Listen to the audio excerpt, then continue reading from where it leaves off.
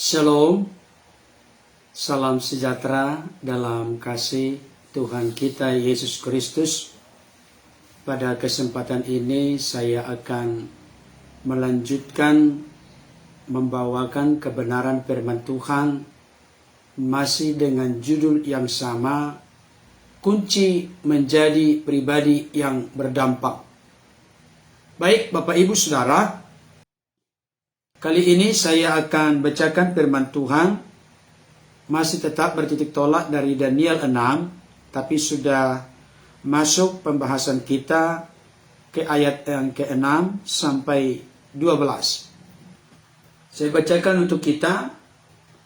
Maka berkatalah orang-orang itu, kita tidak akan mendapat suatu alasan dakwaan terhadap Daniel ini, kecuali dalam hal ibadahnya kepada Allahnya.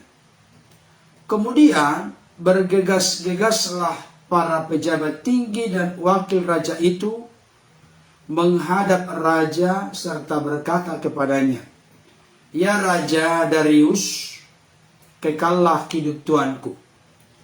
Semua pejabat tinggi kerajaan ini, semua penguasa dan wakil raja, para menteri dan bupati telah mufakat supaya dikeluarkan kiranya suatu penetapan raja dan ditetapkan suatu larangan, agar barang siapa yang dalam 30 hari menyampaikan permohonan kepada salah satu dewa atau manusia kecuali kepada tuanku ia raja, maka ia akan dilemparkan ke dalam gua singa. Oleh sebab itu ya Raja, keluarkanlah larangan itu dan buatlah suatu surat perintah yang tidak dapat diubah menurut undang-undang orang Media dan Persia, yang tidak dapat dicabut kembali. Sebab itu Raja Darius membuat surat perintah dengan larangan itu. Demi didengar Daniel bahwa surat perintah itu telah dibuat, pergilah ia ke rumahnya. Dalam kamar atasnya ada tingkap-tingkap yang terbuka ke arah Yerusalem. 3 kali sehari ia berlutut, berdoa serta memuji Allahnya seperti yang biasa dilakukannya. Lalu orang-orang itu bergegas-gegas masuk dan mendapati Daniel sedang berdoa dan bermohon kepada Allahnya. Sejauh itu pembacaan firman Tuhan. Berulang-ulang saya sampaikan kepada kita, yang berbahagia adalah setiap kita yang mendengar firman Tuhan dan yang memelihara dalam hidup kita hari lepas hari. Ibu bapak terkasih dalam Tuhan, seperti yang sudah saya sampaikan sebelumnya, kunci menjadi pribadi yang berdampak. Pertama-tama dan yang utama, perlu saya konfirmasi dan tegaskan kepada kita. Kita ada di dunia ini bukanlah sebuah kebetulan. Dengan cara apapun kita dihadirkan di dunia ini, berarti Tuhan memiliki maksud dan rencana yang terbaik bagi kita. Alkitab memberikan konfirmasi dan penegasan bahwa kita tidak pernah dimaksudkan untuk membuat maksud dan tujuan hidup. Saya ulangi kembali, kita ini tidak pernah diperintahkan untuk membuat maksud dan tujuan hidup. Kenapa? Karena kita ini bukan milik kita, tapi milik Tuhan, apalagi dalam konteks kekristenan. Kristus yang telah mati dan bangkit bagi kita, berarti kita adalah miliknya. Kita hidup untuk Kristus. Oleh karena itu, Tuhan telah menciptakan, Tuhan telah menyediakan maksud dan tujuannya menempatkan kita ada di dunia ini. Eksistensi keberadaan kita ada sebagaimana ada saat ini. Tuhan telah memiliki maksud dan tujuan kepada kita semua. Jadi tugas kita sebagai orang-orang percaya, tubuh Kristus, gereja Tuhan, bukan untuk menciptakan, bukan untuk membuat tujuan hidup kita, tapi untuk menemukan tujuan hidup kita, dan tentunya bertitik tolak berdasar dari fakta dan data Alkitab. Saudara dikasihi Tuhan, dari sekian banyak tujuan dan maksud Tuhan menempatkan kita di dunia ini, bagaimana kita supaya menjadi pribadi yang berdampak, menghadirkan sesuatu yang positif, sesuatu yang baik, sesuatu yang benar, sesuatu yang bertanggung jawab, sehingga hidup kita ini boleh sungguh-sungguh secara efektif, efisien, optimal, maksimal, menjadi berkat, menjadi garam, menjadi terang, menjadi saksi Tuhan, menjadi suratan Kristus yang terbuka melalui sikap kita, raut wajah kita, tutur kata kita, apa yang kita perbuat, lakukan, kerjakan. Nama Tuhan ditinggikan, dimuliakan, dan hidup kita menjadi berkat yang mendatangkan dampak positif, dampak yang baik kepada sesama kita manusia, terlebih khusus kepada orang-orang di mana Tuhan tempatkan kita berada.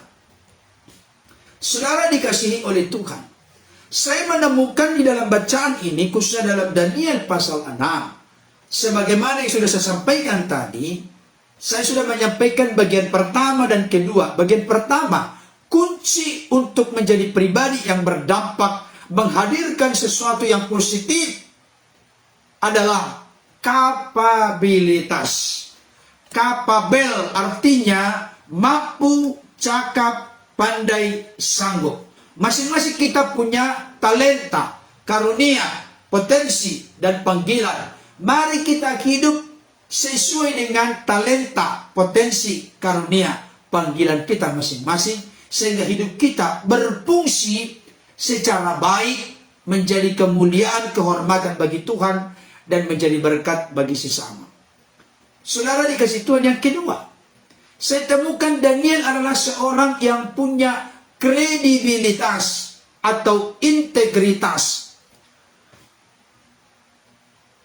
Para pejabat tinggi, wakil raja, para menteri, bupati, semua mereka kompak, sepakat dan sehati untuk mencari kekurangan, menjadi alasan dakwaan untuk menyalahkan, menyudutkan seorang Daniel, sehingga karirnya berakhir di tengah-tengah pemerintahan Darius pada saat itu. Sekalipun mereka membentuk tim pencari fakta, tapi mereka tidak menemukan satu kesalahan pun, satu kelalaian pun sebagai alasan dakwaan untuk menyalahkan seorang Daniel. Kenapa? Karena Daniel adalah seorang yang setia, seorang yang loyal. Daniel adalah seorang yang jujur, tidak korupsi. Daniel adalah seorang yang bertanggung jawab, tidak lalai menjalankan tugas dan tanggung jawab yang dipercayakan kepadanya. Wow, ini luar biasa saudaraku. Seorang yang memiliki A di dalam hati, A di dalam pikiran, A di dalam perkataan, A dalam perbuatan. Saya sampaikan kepada kita Bapak Ibu Saudara, salah satu masalah kehidupan orang Kristen yang begitu serius dan perlu ditata, perlu dibenahi, perlu diperbaiki dari diri kita masing-masing. Ketika dalam hati kita A, pikiran kita B, perkataan kita C, perbuatan kita D, maka jadi kacau balau lah apa yang kita lakukan dalam hidup. Paling tidak yang pertama ada sandiwara, ada kemunafikan, ada hal-hal yang tidak tulus, karena berbeda antara isi hati kita dengan apa yang kita lakukan.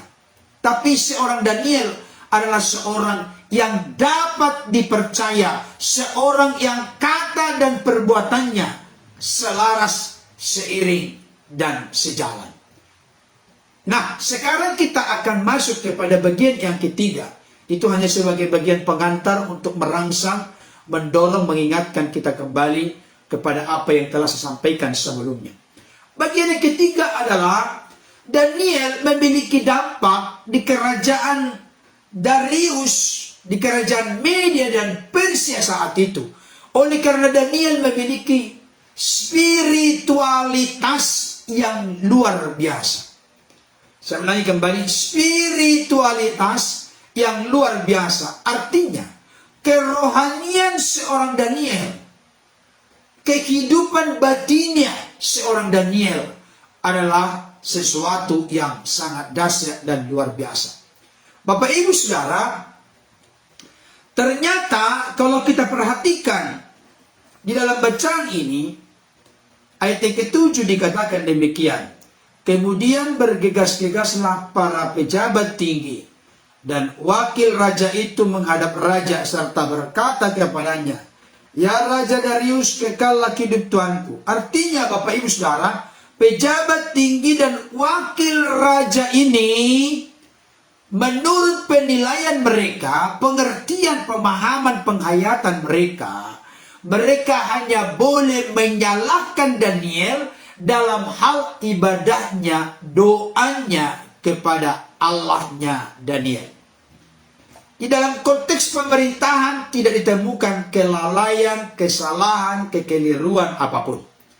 Mereka hanya mencoba untuk merongrong, menghancurkan, menjatuhkan karir Daniel oleh karena argumentasi alasan karena Daniel selalu setia menyembah Allahnya. Saudara yang dikasihi oleh Tuhan, akhirnya apa yang terjadi? Mereka bersepakat untuk membangun strategi mengakhiri karir dan hidup Daniel. Mereka menghadap raja dan mengajukan permohonan supaya dikeluarkan suatu penetapan raja dan ditetapkan suatu larangan agar barang siapa yang dalam 30 hari menyampaikan permohonan kepada salah satu dewa atau manusia kecuali kepada raja akan dilemparkan ke dalam gua singa. Perhatikan baik Bapak Ibu Saudara, ini mengerikan. Yang dipertaruhkan bukan hanya jabatan, bukan hanya karir. Yang dipertaruhkan adalah nyawa dari Daniel sendiri. Siapapun yang menyembah selama 30 hari kepada dewa, kepada manusia, kepada apapun selain kepada Raja Darius, maka orang itu akan dilemparkan ke gua singa.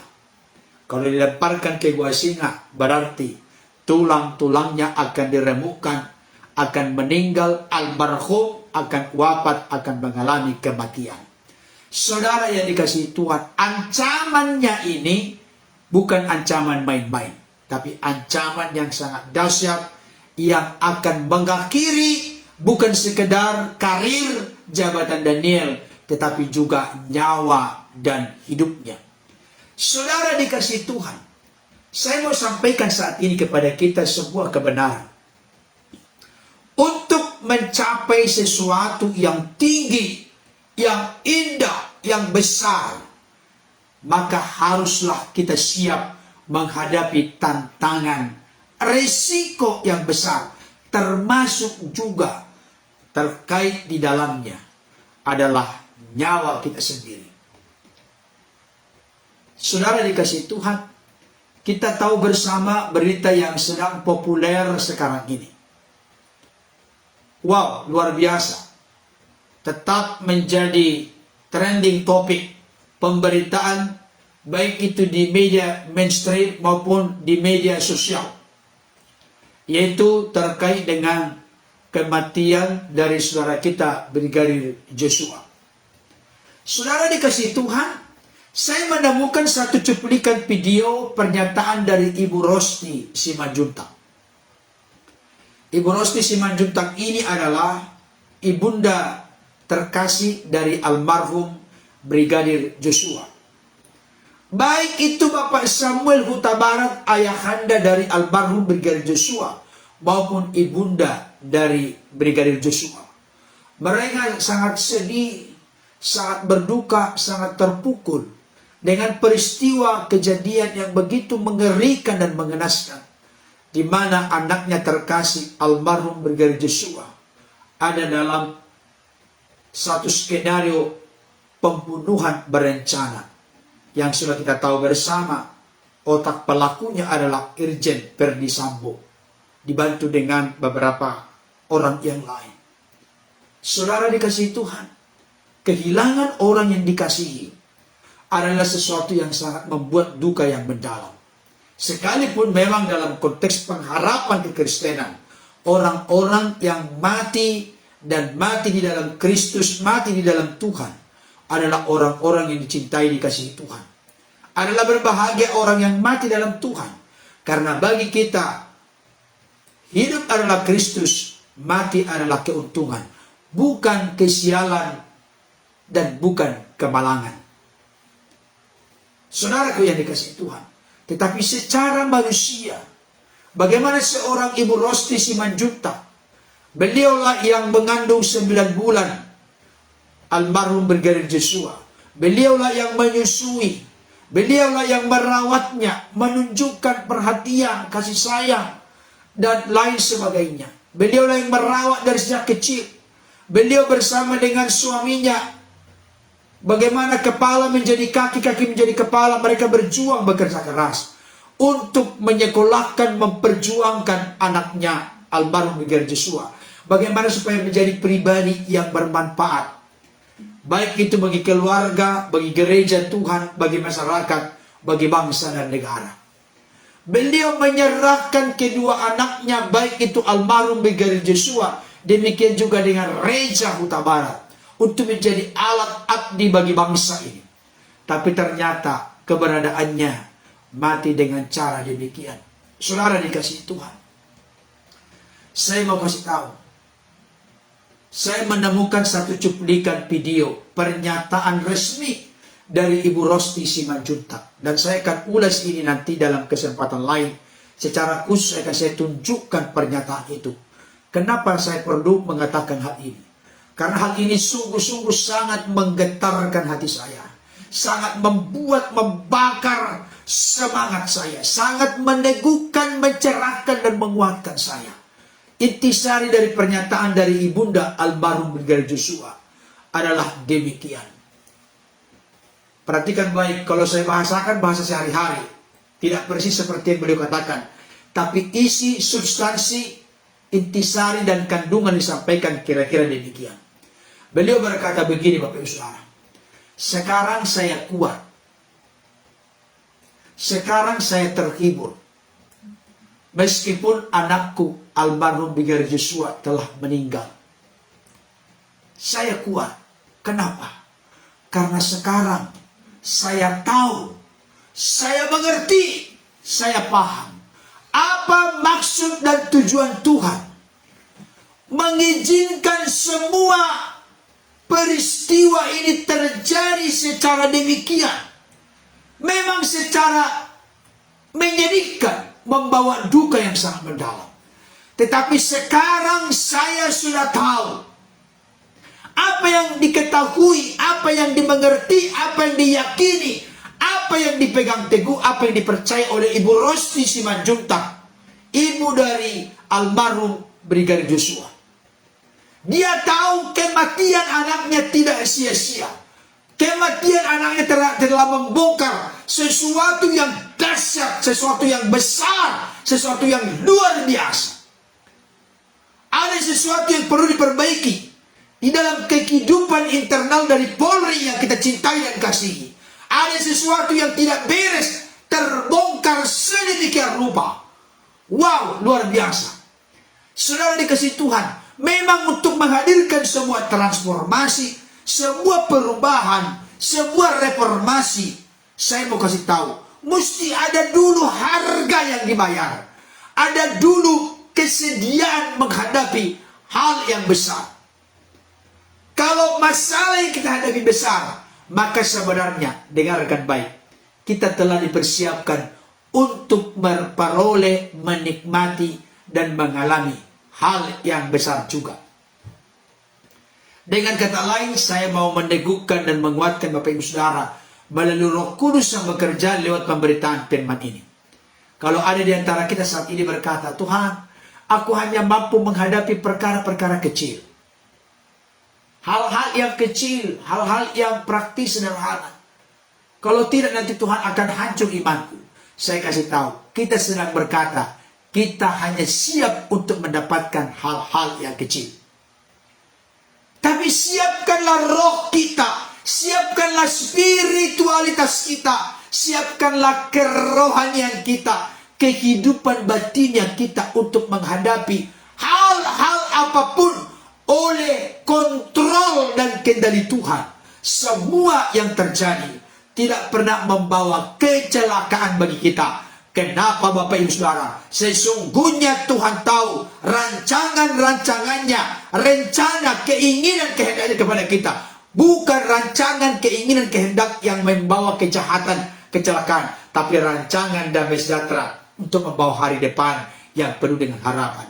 Bahkan kita tahu bersama Allah turut bekerja dalam segala sesuatu untuk mendatangkan kebaikan bagi saudara dan saya, bagi kita semua yang setia, mencintai, mengasihi, dan menyenangkan hatinya, yang tentunya telah terlebih dahulu mencintai dan mengasihi kita. Saudara dikasihi Tuhan, Daniel ini diperhadapkan dengan taruhan karir jabatan, termasuk yang paling tinggi adalah nyawanya. Kalau dia tetap konsisten, tetap komitmen, menyembah Allahnya sepanjang 30 hari, tidak menyembah, tidak mengajukan permintaan, permohonan kepada Darius, Raja Media Persia saat itu, maka dia sudah mutlak dimasukkan ke gua Sina. Artinya dia akan selesai hidupnya, finish, akan mengalami kematian, dia akan meninggal. Saudara dikasihi Tuhan, yang dihadapi oleh Daniel adalah kelompok yang besar. Perhatikan baik, yang dihadapi oleh keluarga besar almarhum Yosua bukan kacang-kacangan, bukan kaleng-kalengan, bukan sesuatu yang kecil, tapi sesuatu yang besar. Bahkan sempat ada image yang terbersih di dalam pikiran mereka. Bagaimana mungkin kita bisa melawan semua ini? Bagaimana mungkin kita bisa membuka sebuah kebenaran terkait dengan kematian dari anak kita almarhum Brigadir Joshua? Bagaimana mungkin? Merasa diri kecil, merasa diri tidak berdaya. Tapi saya mau kasih tahu, dengarkan baik. Tuhan tetap yang kontrol, yang pegang kendali dalam segenap hidup kita. Kalau Tuhan yang sudah membela, kalau Tuhan yang sudah menolong, kalau Tuhan yang sudah membukakan jalan, tidak ada satu kuasa pun, siapapun itu, setinggi apapun jabatannya, sehebat apapun pengaruh kekuasaannya, tidak akan bisa mengalahkan orang-orang yang dibela oleh Tuhan. Orang-orang yang mana mata Tuhan tertuju kepada orang-orang benar, dan yang tetap berharap kepada kasih setianya. Pembelaan Tuhan luar biasa. Yang tadinya bahkan hampir 1 bulan kelihatan tidak ada progres, tidak ada kemajuan tentang perkembangan dari permasalahan peristiwa kematian dari saudara kita Brigadir Joshua. Tapi Tuhan membalikkan sedemikian rupa 180 derajat. Dahsyat dan luar biasa. Saya mau kasih tahu, firman Tuhan berkata dalam kitab Roma, jika Allah di pihak kita, siapakah akan menjadi lawan kita? Allah ada di pihak Daniel, sekalipun dia minoritas, sekalipun dia statusnya sebagai buangan. Saya kasih tahu, dia dijaga, diproteksi, dilindungi. Providensia pemeliharaan Tuhan begitu real, begitu indah, begitu nyata dalam hidupnya. Saudara dikasih Tuhan, tetapi gayung harus bersambut. Bapak Ibu Saudara pernah dulu mengalami cinta bertepuk sebelah tangan? Pernah Bapak Saudara? Cinta bertepuk sebelah tangan, ibaratnya seorang laki-laki, seorang pemuda Kristen, dia sangat mencintai dan mengasihi seorang wanita. Tapi ternyata cinta bertepuk sebelah tangan, gayung tidak bersambut. Sakit gak? Sakit Bapak Ibu Saudara. Sakit dong. Masa ada ketawa-ketawa sambil bersiul-siul dia, cintanya ditolak. Tidak ada Bapak Ibu Saudara. Itu menyakitkan. Tapi pernahkah kita berpikir secara serius, secara sungguh-sungguh, di mana Tuhan seringkali seperti ibarat cinta bertepuk sebelah tangan. Tuhan sangat mencintai dan mengasihi saudara dan saya. Tapi seringkali kita tidak membalas cinta kasih Tuhan kepada kita. Sehingga cinta bertepuk sebelah tangan. Perhatikan, bertepuk sebelah tangan. Gak bunyi Bapak Ibu Saudara. Itulah cinta bertepuk sebelah tangan. Tapi ketika kita begini, jadi bunyi. Cinta bersambut. Itulah yang seharusnya kita lakukan kepada Tuhan. Tuhan memang siap menyertai, melindungi, memelihara kita. Tuhan memang siap menyatakan, mencurahkan demonstrasi, karya, mujizat, pertolongan, keajaibannya kepada kita. Tapi kita harus mempersiapkan diri untuk menerima apa yang akan Tuhan lakukan, karya besar dalam hidup kita masing-masing. Itulah yang terjadi dengan Daniel. Jadi Daniel ini bukan seorang, ya sudah kan Tuhan penuh kasih karunia, karena itu saya tidak perlu punya kapabilitas, skill, kemampuan. Saya tidak perlu punya kredibilitas, integritas, tidak perlu punya kehidupan yang loyal, setia, bertanggung jawab, tidak perlu dipercaya. Gak perlu aku dipercaya. Gak bisa Bapak Ibu Saudara. Kita harus siapkan diri kita sehingga layak dan berkenan oleh kemurahan Tuhan mendapatkan sesuatu yang lebih dari yang kita doakan dan pikirkan. Kita izinkan, kita mohon, kita serukan, teriakkan kuasa Allah bekerja dengan dahsyat dalam hidup kita, bahkan melalui hidup kita. Ketika kita memiliki hati dan bejana hidup yang siap, di mana kita selaraskan hidup kita dengan kekuatan Roh Kudusnya untuk sesuai, cocok, tepat dengan apa yang Bapak kehendaki. Saudara dikasih Tuhan, saya mau kasih tahu, Daniel bukan seorang kacangan terkait dengan batinnya, terkait dengan rohania, terkait dengan spiritualitas. Daniel adalah seorang yang sangat dahsyat dan luar biasa. Kenapa saya katakan demikian? Dengarkan baik. Daniel datang menyembah Allahnya. Daniel memiliki komitmen ibadahnya kepada Allah. Bukan karena situasi, kondisi dia diancam akan dimasukkan ke dalam gua singa. Apa yang dilakukan oleh Daniel dalam konteks spiritualitasnya, itu sudah menjadi bagian pola dan gaya hidupnya. Ayat yang ke-11 di dalam Daniel 6 dikatakan, seperti yang biasa dilakukannya. Luar biasa. Dengarkan baik Bapak Ibu Saudara. Ada saatnya diam itu emas. Perhatikan baik. Ada saatnya diam itu emas. Tapi ada saatnya diam itu juga salah. Kita yang harus tahu kapan kita akan bicara dan kapan kita harus berdiam diri.